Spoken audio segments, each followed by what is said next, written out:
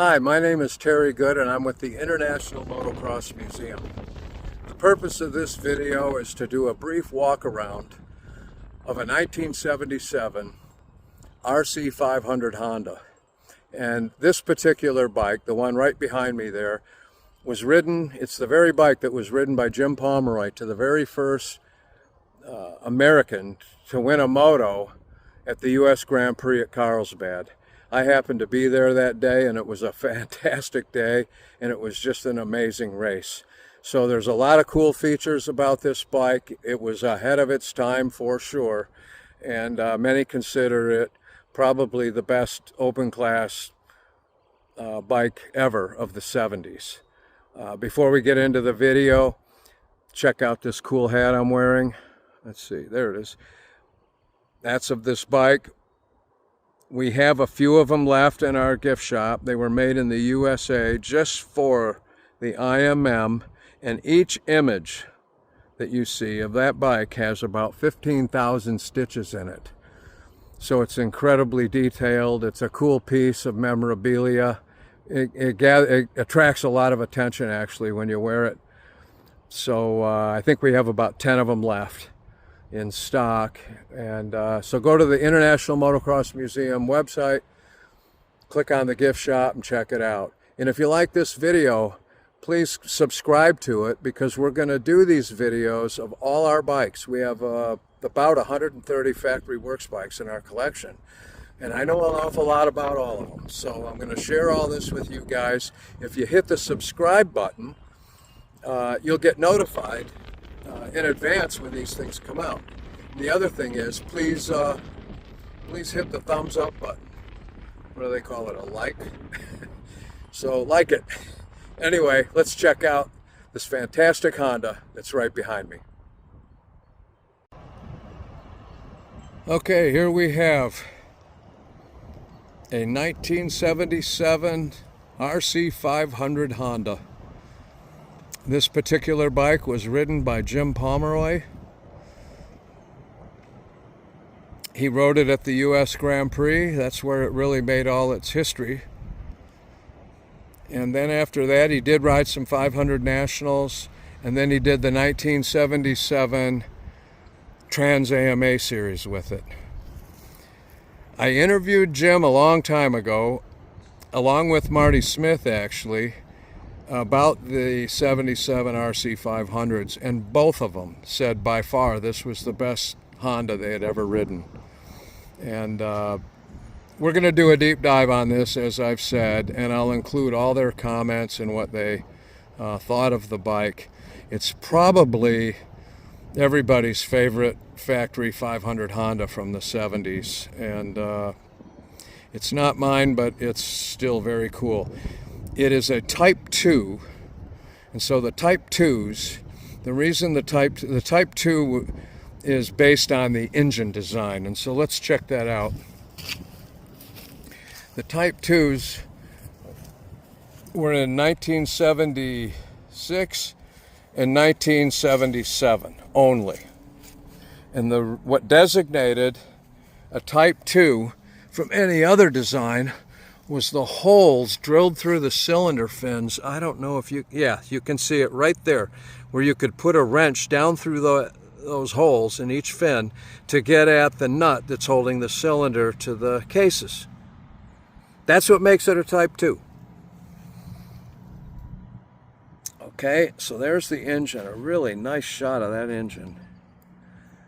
And this engine, there's so much ingenuity, genius actually, design into it.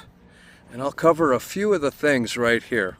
But if you notice, right below the countershaft sprocket, you see this little tiny cover there. It's held to the crankcases with titanium screws. And behind that is all the shifting mechanism that was normally right behind the clutch basket. And the reason they moved it over there, now listen to this, was to get the engine 10 millimeters narrower. That's a lot of work, a lot of design for that, but that's how You know, some bikes, they just hit it out of the park. This is one of them. They really went all the way on this one. And it's also like that on the 76. This was the first bike to have an external adjusting ignition cover. You can see it right there. Notice on this motor the braces that go from the crankcase right up to by the cylinder base. See that? This was the engine. The Type 2 was the engine that they put on an engine stand in a dyno room, turned out the lights, had a strobe light in there and a high-speed camera, and filmed this thing going through the power band. What they noticed is that the cylinder actually lifted off the cases. That was this one. And they also determined the velocity stack, the length of it, that's inside the airbox that goes from that carburetor. So what they'd do is they'd rev it out and chop the throttle, and wherever that vapor stopped, that's the length they would make that velocity stack. It's pretty cool stuff. I mean, way advanced. This bike was way ahead of its time. And it's actually a refined version of the 76 bike that Pierre Carsmakers helped develop. And Pierre did just a fantastic job on it. But another unique thing about this is you'll see all the fasteners are titanium, the screws that hold the crankcases together, the side covers, everything. But then you go to the motor mounts and they're billet steel. And they've got those stover nuts on them. You know, that's a one-time use thing. They're oval, then you put it on, it stretches it out so it doesn't come loose, and when you're done with it, you throw them away. I'm not sure the size of the carburetor here, but I believe it's a 38. Magnesium with a brass bore. Early days of the head stays. All these side panels, the airbox is fiberglass. Very thin fiberglass. The side panels are plastic, but they're a translucent plastic, and they're all painted. There's a nice shot of the famous peanut tank, they called it. Everyone wants one of those. The gas cap is made from billet nylon, if you can believe that. Probably can't see the machine marks, but it is. Triple clamp, top is magnesium sand cast, the bottom is forged, I believe. They all use steel fasteners there, but again, they're all handmade. They didn't go to the hardware store to get those bolts. Forks are knurled, top and bottom. It's got this really cool fender extension on there for the mud races. The other neat thing about this is, let's check this out. See that fender brace under there? You don't even see it, but yet there it is. Keeps everything stiff. Showa Works forks, magnesium sand cast hubs. And you can see the rivets in there that held the brake drum. Special material, super lightweight. Factory DID rims. It still has the Barham tire that Pomeroy used when he last rode the bike. Going out back here, foot pegs are bolted on, the brake pedal is attached to it. Let me just kind of tweak that and see that.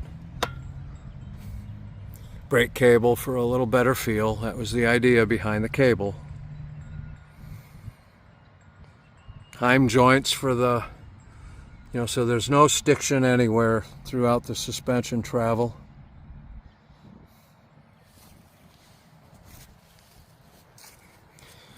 This rear tire is the original one. It's a 550/18. And it's laced to a 2.50 Works DID rim. Look at the footprint that thing was putting. This thing hooked up. I'll tell you, when I was at Carlsbad and saw Pomeroy going up that uphill, God, the throaty sound this thing made, and that was the first time an open bike sounded like that. These Hondas were just unbelievably powerful. There's the rear hub. You can see where the spokes come out. They've got that black caulking in there just to keep everything snug and the dirt out of there. Billet chain guide held with titanium fasteners, and yet the shock bolts are steel. Weight was an issue, but it wasn't the issue with this, you know. Back in the early 70s, those Suzukis, you know, God, they were just crazy lightweight. But then when suspension, you know, travel started gaining and the frames were designed. This frame design is based on the Husqvarna T-bone frame. So behind that panel right there, there's a T-bone like that those, it's kind of the backbone of the whole thing. So if you know what a Husqvarna frame looks like from back then, this was designed after that, and Honda admitted it. Here we have the kickstart. Knuckle is billet titanium. All this is all forged just for this bike. There's the gear selector, foot pegs.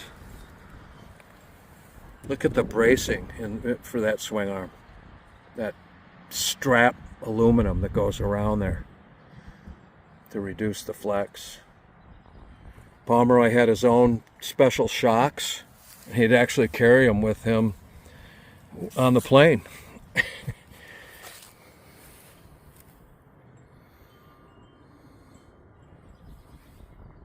Just a real work of art. Simple. Real simple. But what a beast. Silencer is steel. Pipe is stamped. It's not like those trick Suzuki pipes that we saw on DeCoster's bike on the last video. Front backing plate, all magnesium, titanium, special forks. The little bracket there for the brake cable is billet nylon. And they had that stiction-less cable savers there, or cable guides. Rear fenders, what was it they call it? Vacuum formed. And then it's bolted to this little fiberglass tab sticking out of the seat back there. And again, there's those hand machined steel bolts.